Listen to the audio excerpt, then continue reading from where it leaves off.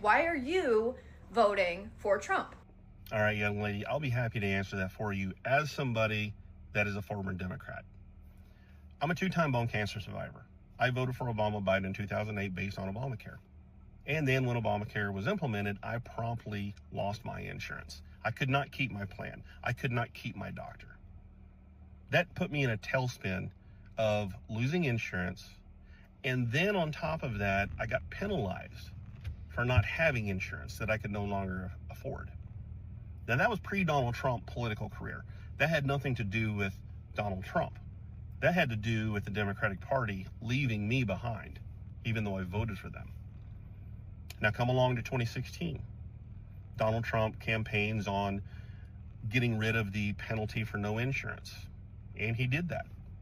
Helped my family out and me specifically. Then he campaigned on tax cuts. He did that. I got a tax cut. My employer got a tax cut. My employer then gave all 200,000 plus employees raises because the tax burden on them was less. Now, ironically enough, that company was Costco, a very liberal company that backed Hillary Clinton in the election. Not only did they give all employees raises, which mine was $3 an hour back in 2018, they raised the minimum wage from $12 an hour to $15 an hour because they specifically said the tax breaks. Donald Trump delivered on that. And there wasn't a single Democrat that voted for you and I to have more of our own money we earn. One of the people that cast a vote no was a senator from California named Kamala Harris. We did not get into any new conflicts.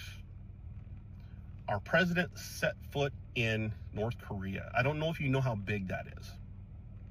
But the one thing I want to ask you is this. You look young, which means you're probably still on your mom and dad's insurance. So you've never had to face that dilemma as a parent or as an adult. Also, you probably don't own a home. And if you don't know the difference between a sub 3% mortgage rate versus a nearly 8% mortgage rate under Biden, then you simply don't understand why anybody could ever vote for Donald Trump.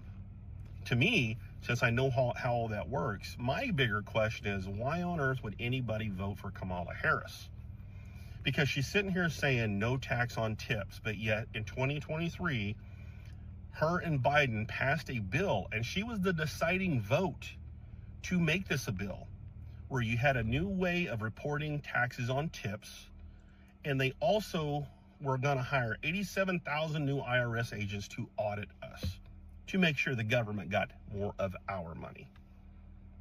Now she's saying this, just like she said she's going to protect women's reproductive rights, which got turned over under her and Biden. They could have codified it. They didn't. That's why I'm voting for Donald Trump, because he has a history of doing what he says versus Kamala Harris having a history of saying shit and not doing anything about it. That's why I'm voting for Donald Trump, because of the history we have to look back on.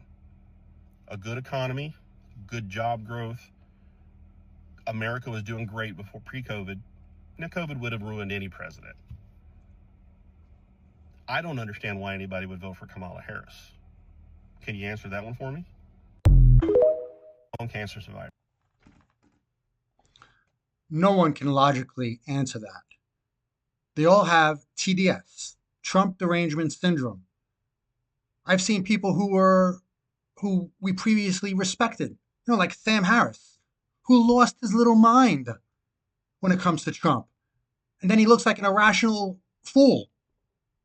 I mean, it doesn't matter whether you're intelligent, CEO, people just lost it because if they're only watching fake news like CNN and CBS, ABC, only looking at articles from the New York Times and WAPO, what would you think? That Trump was like the second coming of Hitler? See, that's the power of the Democrat-controlled media, and that has to be broken while Trump is in the White House. Because if he doesn't make a move, he's damning the next president to be a Democrat again.